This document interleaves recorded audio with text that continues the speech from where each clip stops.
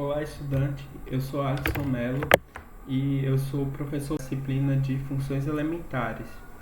Hoje a gente vai fazer a nossa primeira aula do curso e vai tratar do conceito de função. Esse assunto está lá no nosso livro-texto, que é o Matemática na Prática, e está lá no capítulo 1. Então eu recomendo que vocês façam a leitura desse capítulo, que está bastante interessante. Aqui eu vou fazer apenas alguns complementos que eu acho relevantes ao que já está lá no livro-texto.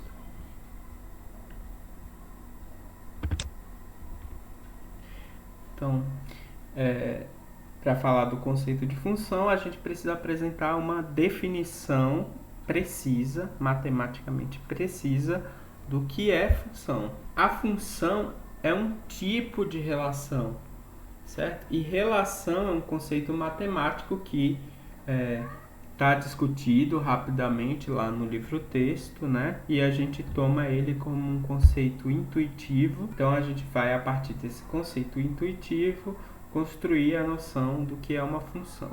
Então, uma função é uma relação entre dois conjuntos não vazios A e B, satisfazendo todo elemento de A é relacionado a algum elemento de B. 2. Cada elemento de A é relacionado a um único elemento de B. Nota que para ser função, basta que todo elemento de A esteja relacionado a algum elemento de B, mas a recíproca não necessariamente é verdadeira. Então pode ser que tenha alguns elementos de A de B que não estejam relacionados com nenhum elemento de A, tá? Então, também a recíproca da segunda condição não precisa ser verdadeira. Então, podem existir elementos de B que estão relacionados com mais de um elemento de A, certo? Quando a recíproca da primeira condição é verdadeira, ou seja, quando todo elemento de B está relacionado a algum elemento de A, então essa função é dita sobrejetora. Já quando a recíproca da segunda condição é verdadeira para os elementos de B que participam da relação, então a gente diz que a função é injetora. Ou seja, quando os elementos de B que participam da relação estão relacionados a um único elemento de A, a função é injetora. Tá? Mas, no geral, as exigências, vocês podem ver, recaem mais sobre o conjunto A. Não é feita exigência sobre o conjunto B, a não ser que esse conjunto seja não vazio, certo?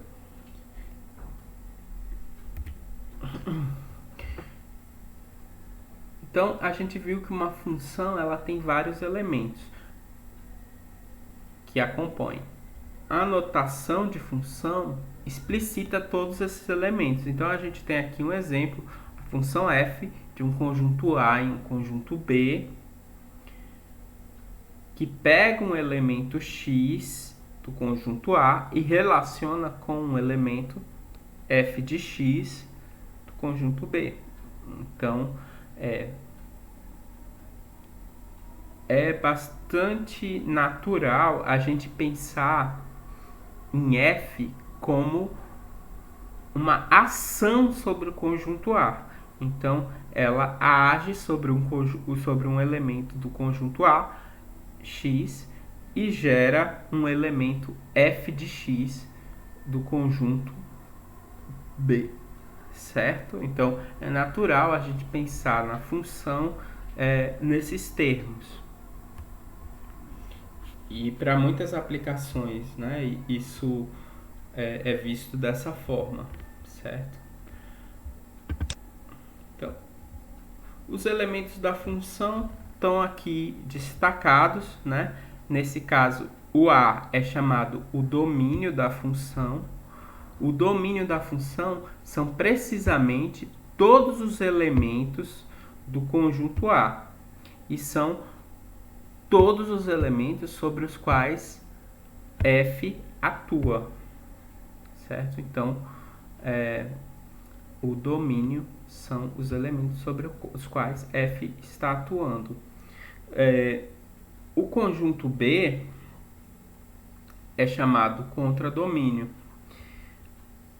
Vocês lembram que não existem muitas exigências sobre o conjunto B. Então, em geral, o contradomínio vai dar uma descrição ampla do que é gerado, do tipo de objeto que é gerado pela ação da função f. Então, por exemplo, se essa função fosse uma máquina que pega alguns tipos de madeira e transforma em mesas e cadeiras, certo? Então, eu poderia dizer que o domínio da função são esses tipos de madeira com os quais essa máquina trabalha. O contradomínio, eu poderia dizer simplesmente que são móveis.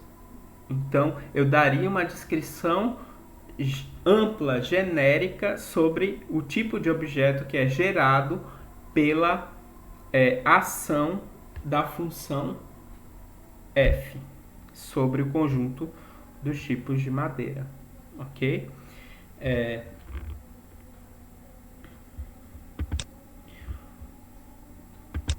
Quando a gente trabalha com conjuntos numéricos, então é bastante comum a gente usar uma fórmula para estabelecer a relação dada por f, né? Então, a ação de f sobre um elemento x de A vai ser gerada a partir de uma fórmula em termos desse elemento x, tá? Então, por exemplo, uma função dos naturais nos naturais que pega o dobro de um número mais 1. Então, essa função pode ser descrita por uma fórmula 2x mais 1, ok?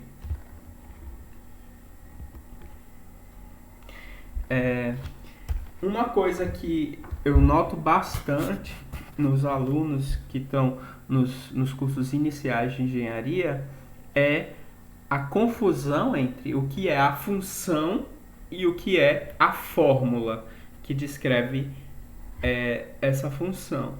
Então, aqui eu trago dois exemplos bastante simples que fazem essa distinção. No primeiro eu tenho uma função f de R em R, que pega um elemento x e leva no quadrado desse número, né? No lado direito, eu tenho uma função g que pega um elemento do intervalo 0, 1 e leva no quadrado desse número, certo? Então, embora as fórmulas sejam parecidas, se tratam de duas funções diferentes, né? Enquanto o domínio é todo o conjunto dos números reais, a outra, o domínio é apenas o intervalo 0, 1. Então, a gente falou do domínio, do contradomínio, agora vamos falar um pouco do que é a imagem da função.